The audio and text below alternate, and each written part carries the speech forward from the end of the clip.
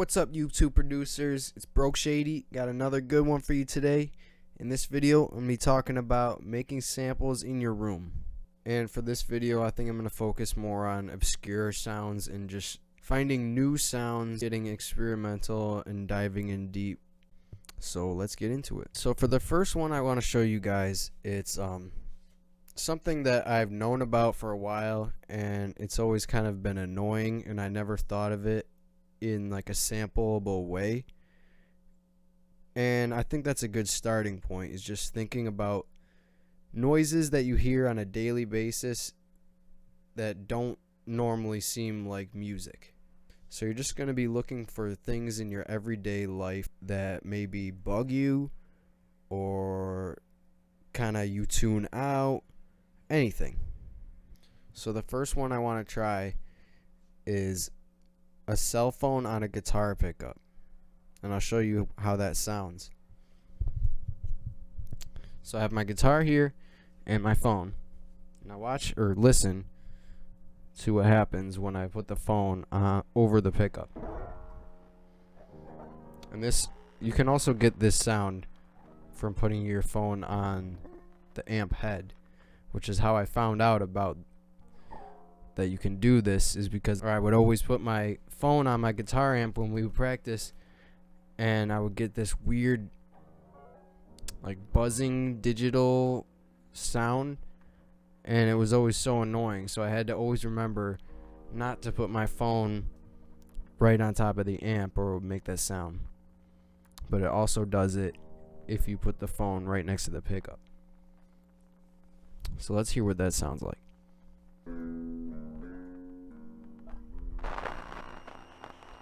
There it is. Hopefully you can hear it. If not, I'm recording it, so I'll play it back.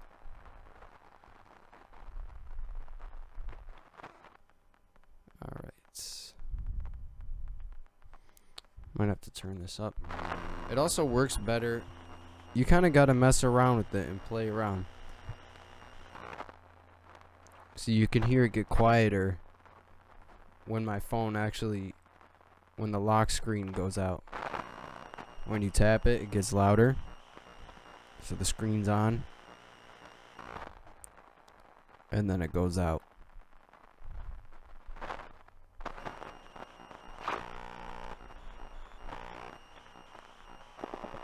Also, when you put your finger on the screen, it makes different sounds too. When you're swiping around.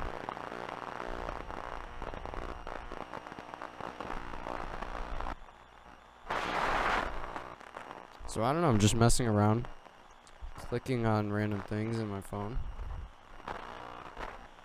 And I could also mess around with these knobs too.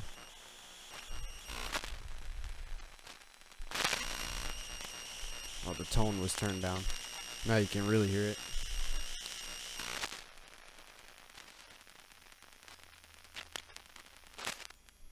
Let me turn that up a little bit. See if I can get some cool sounds. I also have another phone.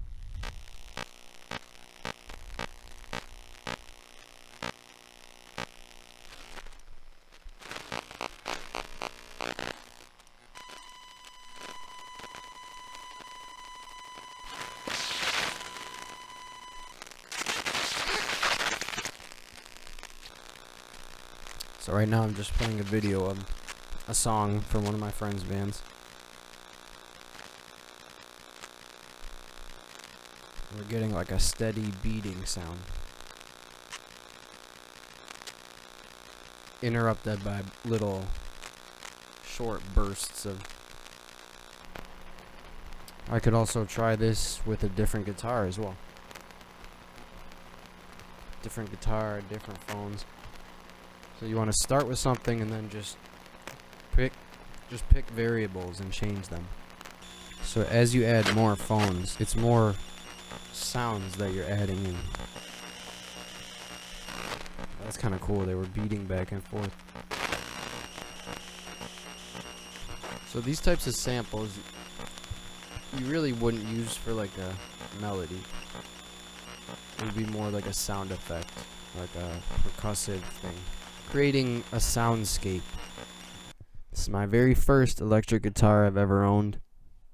As you can see, it's all sticked up. And one of the strings is broke, which makes this perfect. It's also probably going to be more noisy because there it is.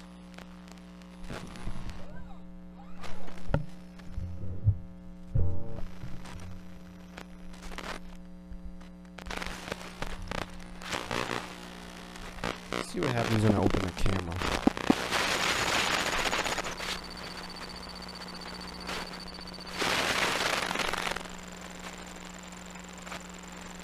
So this is the front-facing camera on now.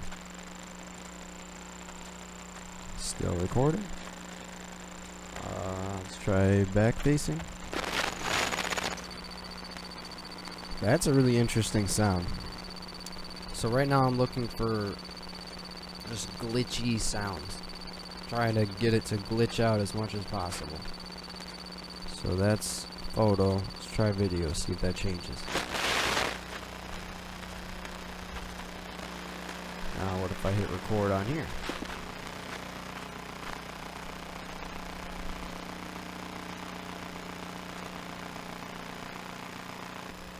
It also makes a cool sound when I tap on it. You just hear the strings.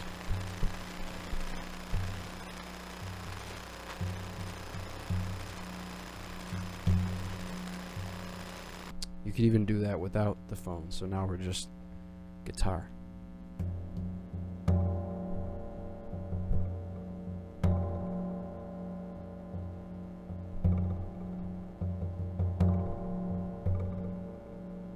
So now, I'm just taking my pick and scraping it down the string. The broken string, actually.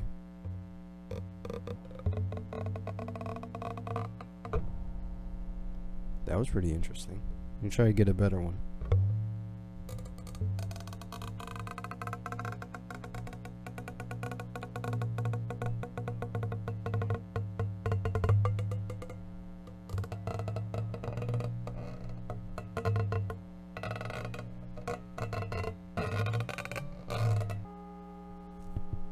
Harmonics.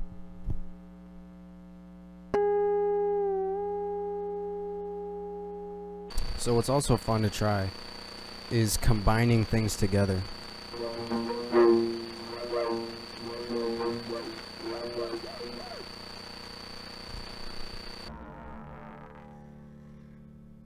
That kind of sounds like an airplane.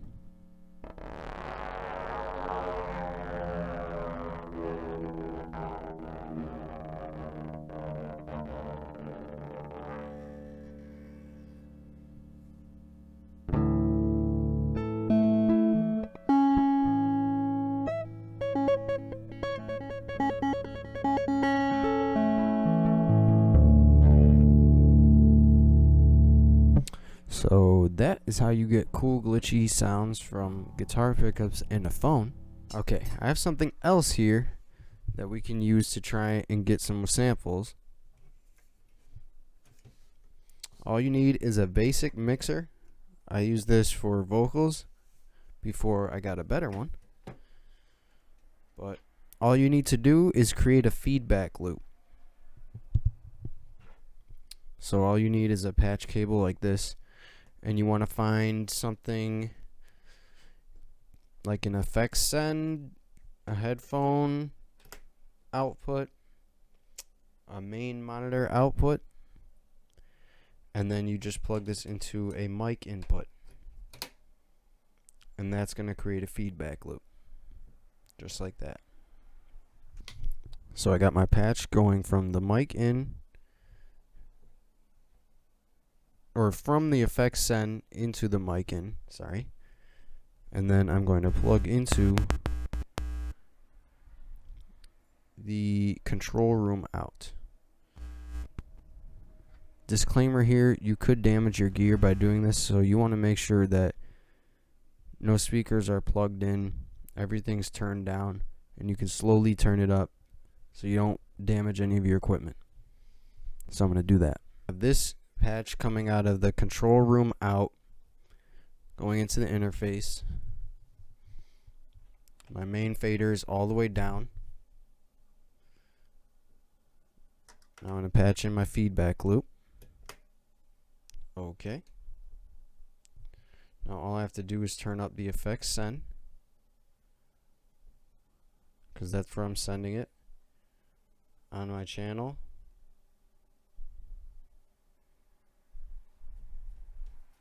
And you can see the light comes on because it's clipping. So I'm going to slowly turn up this fader.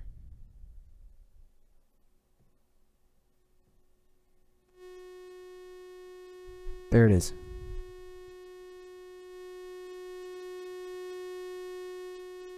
And you want to start where you can barely hear it. Just any slight tweaking can make this get a lot louder. So you want to do this at a very low volume so you don't damage anything, you don't damage your ears. But what you want to do is mess around with the gain knob and the effects knob and then whatever your output knob is.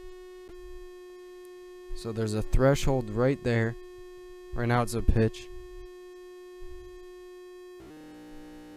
And if I go down from that, it changes. And then another thing you could change is anything on the channel strip. So I'll change the panning. So a cool trick here is that I have it coming out of the right side because it's in mono. So if I pan this left, it's going to just mute everything. So if you have the opportunity for multiple outputs and multiple inputs, that's just more feedback loops that you can create. So there's a lot you can do with this, but it's going to start off with some basics. There it is.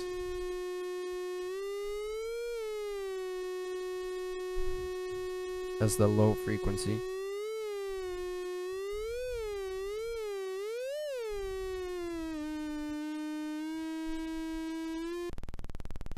So I turned off the low cut, and now you got this sound.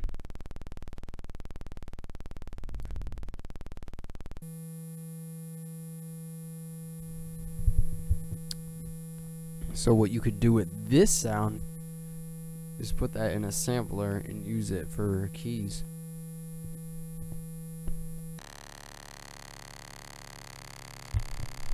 That is nice.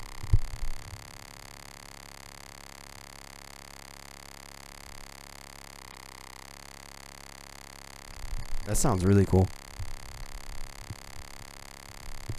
As it's feeding back, the sound is changing too. So right now I have two effects loops, or two feedback loops going on.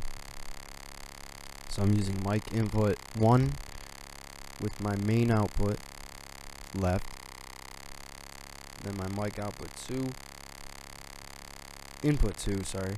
My mic input 2 is being fed from the effects end.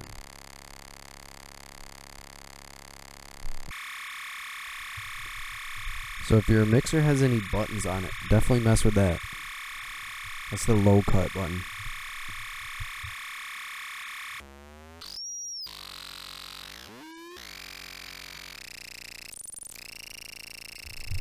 For some of these sounds, there's like a soft spot or a sweet spot to it, so you kind of got to mess around and play around with the knobs, and you might find something cool. I think that's a good amount of samples for right now, so I'm gonna see what I've got and see what I can do with that. Also important to mention here, make sure you're doing this with gear that you don't necessarily care about. After doing all that, I noticed this mixer was really hot and one of the LEDs stayed on for a bit.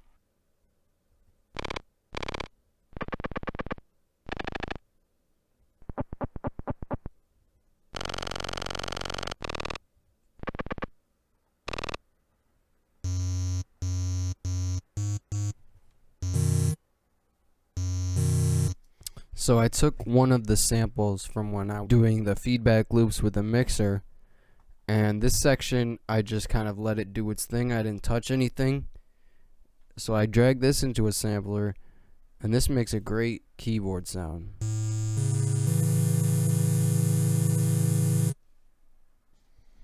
And then when you go to this higher octave, it's completely different.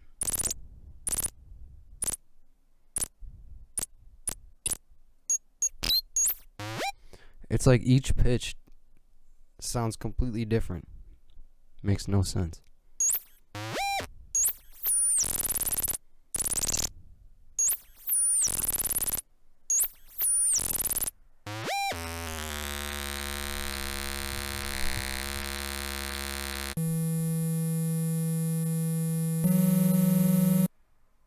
So when I get to anything above that key, you could see it saying disc in the corner. I don't know what that means. It's glitching out. So that's the highest one I could go.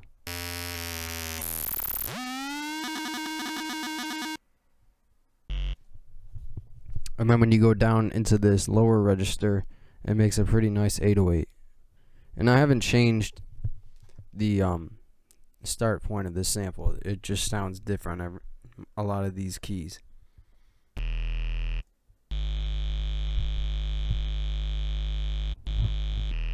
Because it sounds really interesting and cool, but it's not really like curated yet to be meant for an 808 or a bass.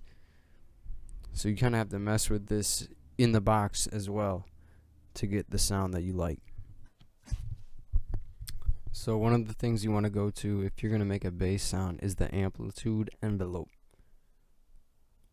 So you got your attack, decay, sustain, release. So I just brought the release out a little bit more, so you can do some more stuff like this. It kind of has that springiness to it.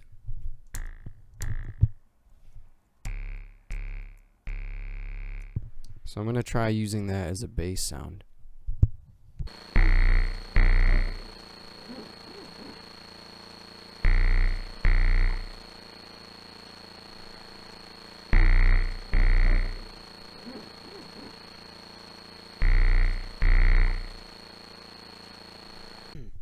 So since these were recorded in mono, what I did to make this more interesting was I put a tremolo on it. So it's going to be panning left and right.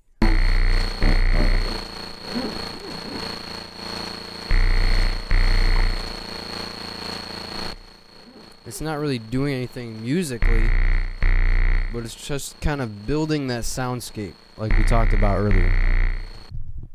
Okay, so this is when I had my guitar on my desk and I was just kind of smacking the sides of it.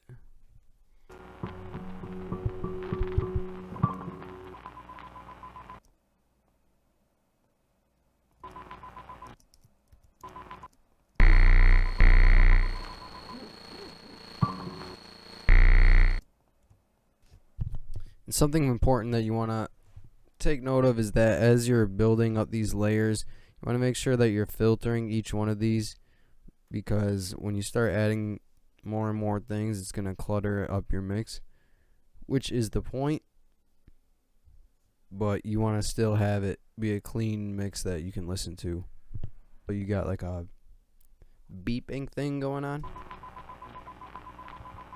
So for my filter, I'm just bumping that and cutting everything else.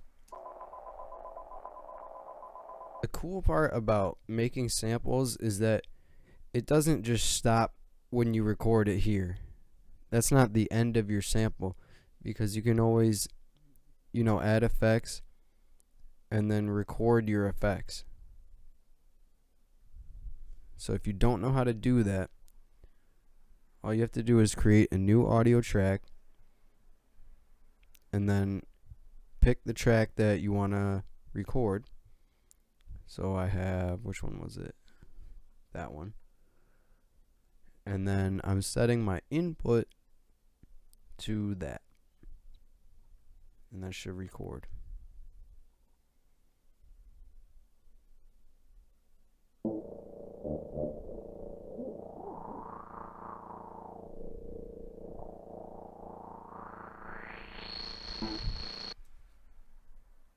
So there's my effects.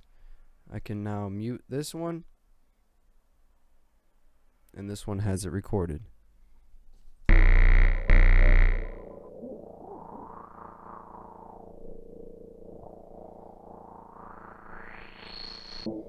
And you can see now, after I recorded that, it's in stereo now, because I had the tremolo on that. Now if I didn't want that, I could just take it off and re-record it. So you can already kind of feel the groove that I have building up. I think that'd be a good way to start the beat. If you're using these like obscure sound effects, use that to build up the background, get kind of a groove going, and then when you go to record your drums or however you want to do that, you'll kind of have more of a sense of a groove and a feeling, as opposed to if you just started with the drums. So one thing that's important to try is just different orders when you're making beats. Don't always start with the same thing.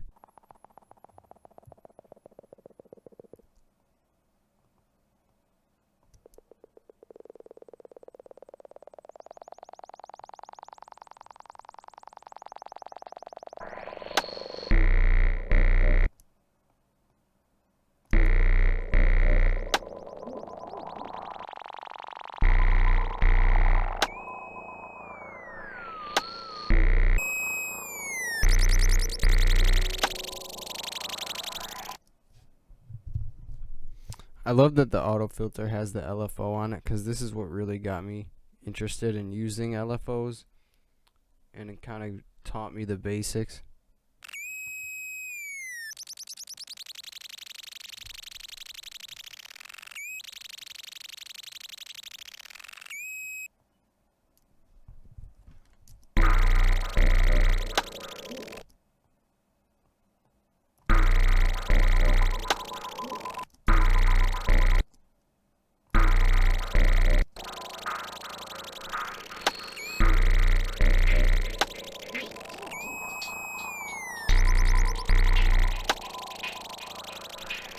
So there you have it. Samples besides the drums, all from my bedroom, and we made a fluttery digital type beat. And yeah, I'd like to do more like it. Hope you guys enjoyed the video. Hope you learned something. Stick around for the next one. Broke Shady out.